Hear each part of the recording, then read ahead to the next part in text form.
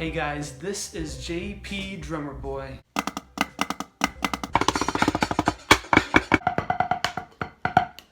I'm making this video to give you guys some tips on how to improve your own or your students' drumming. I've been teaching private lessons for years now, specifically for rudimental drumming. So I live in Utah.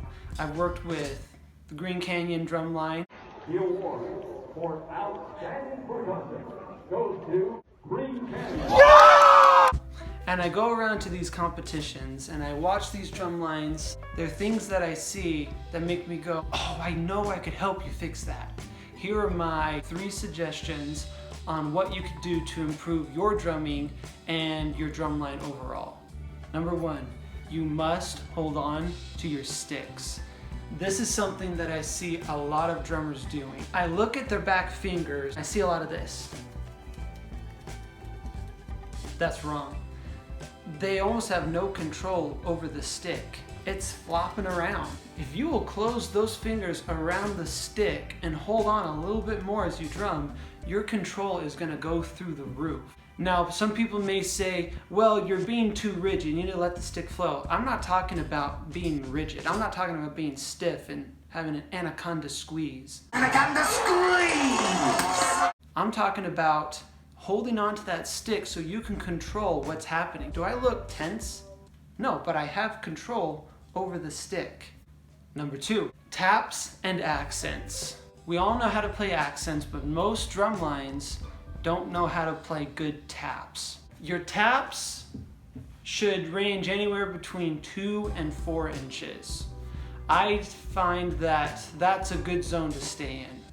But when I watch these drum lines, a lot of people are playing 5-inch, 6-inch taps. I promise you, if you bring down your tap heights to 2 to 4 inches, you will notice a significant improvement in the quality of your sound. Watch the best drum lines, watch DCI, WGI, and you will see that they play their taps. Number 3, you need to know your basics. I've taught a lot of drummers. I like to cover rebound strokes, taps and accents, diddles, flams, timing exercises. And the fact is that a lot of kids don't know how to do this correctly. You need to go through your basics.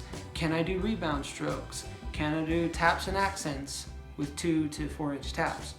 Can I play my diddles correctly? A lot of drum lines try to do too much, too fast. If you dial it back and master your basics first, it's gonna make your drum line way stronger as a whole. So let's review. 1, hold on to your sticks. 2, you need to keep your taps down. Holding onto your sticks and keep your taps down have a lot to do with control. Those high tension heads are very responsive. You're gonna get a lot of rebound out of it.